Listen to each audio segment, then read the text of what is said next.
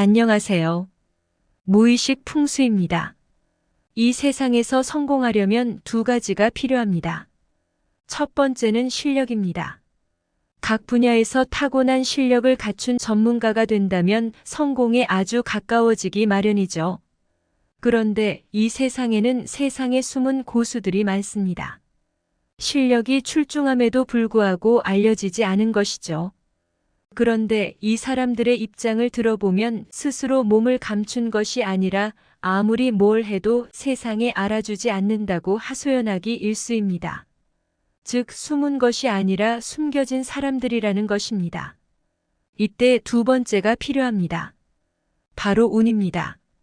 실력이 있더라도 자신의 운을 만들고 때를 기다리지 못하면 성공하기가 대단히 어려운 것입니다.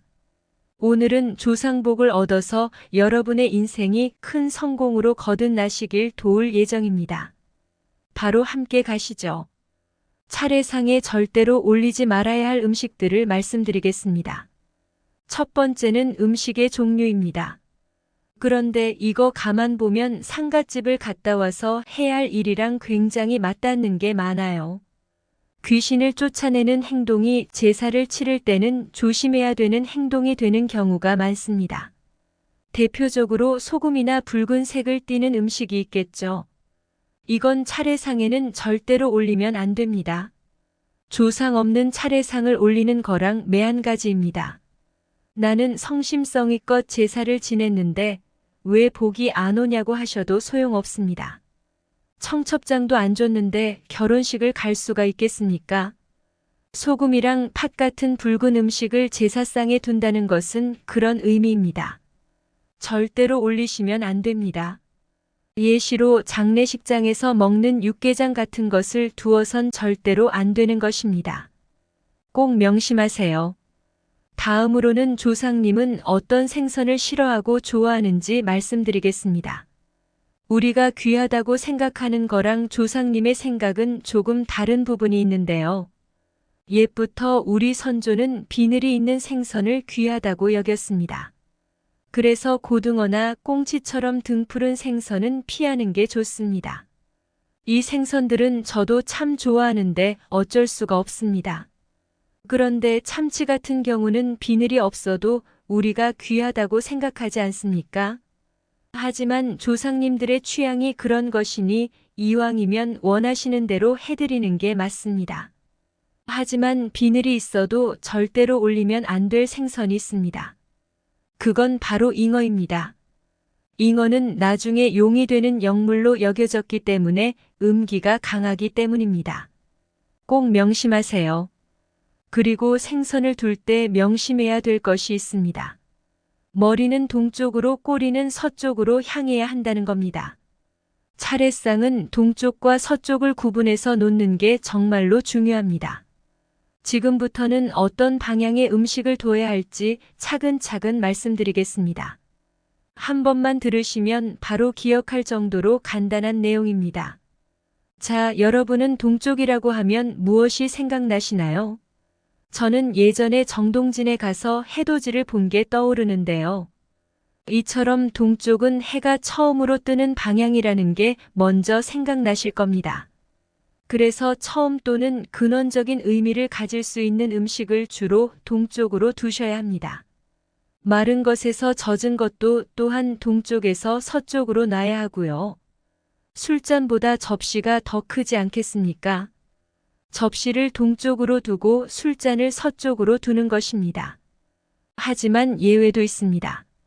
농경사회였던 조선시대는 농사를 돕는 소가 중요했죠.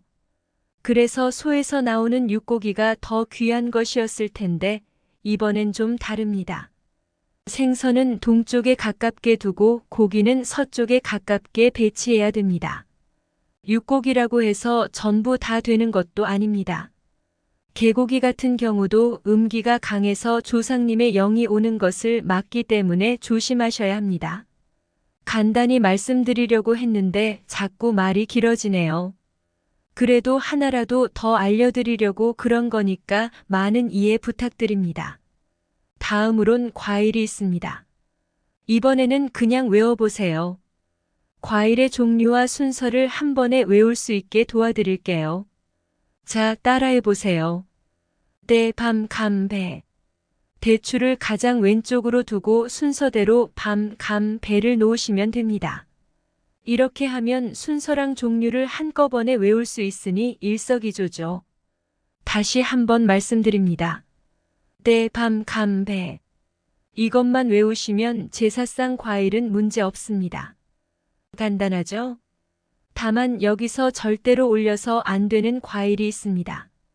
아까 생선은 어떤 거를 올리면 안 된다고 했죠? 비늘이 없는 생선이라고 말씀드렸습니다.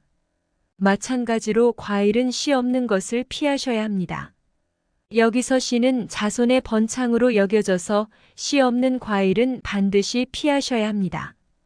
혹시 여기에도 예외가 있을까요? 네, 있습니다. 바로 복숭아인데요. 예로부터 복숭아는 영을 쫓아내는 과일로 여겨졌습니다.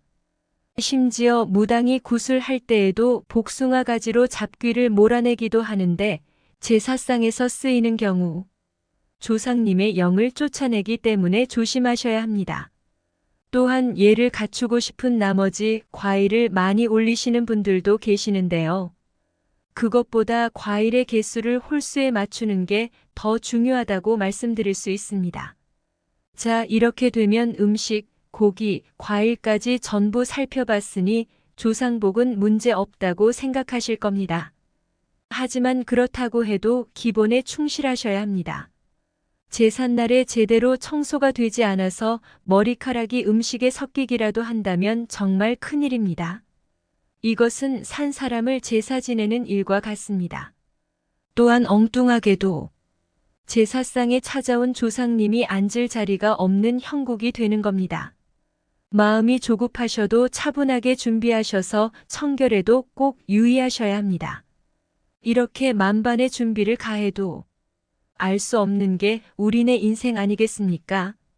막상 제삿날에 보면 우리 철없는 손주 손녀가 제사 음식에 함부로 손을 대기도 하고 시끄럽게 떠들어서 방해를 하기도 하지요. 그때는 목소리를 높여 분위기를 험하게 만들지 마시고 좋게 타일러서 넘어가시지요. 자식도 눈에 넣어도 안 아플 정도로 귀하지만 손주 손녀가 더 이쁘고 마음이 가는 것은 조상님도 마찬가지입니다. 온 가족이 화목하게 제사를 치르는 것보다 조상님이 가장 바라는 것은 없습니다. 아무리 귀한 생선과 고기로 상을 차려도 손주 손녀의 웃음소리보다 조상님을 기쁘게 하는 건 없기 때문입니다. 싸움 구경도 모르는 사람 일이어야 재밌는 건지 몰라도 우리 사랑하는 가족들의 다툼은 조상님에게도 눈살이 찌푸려지는 일이라는 걸 꼭 명심하셔야 합니다.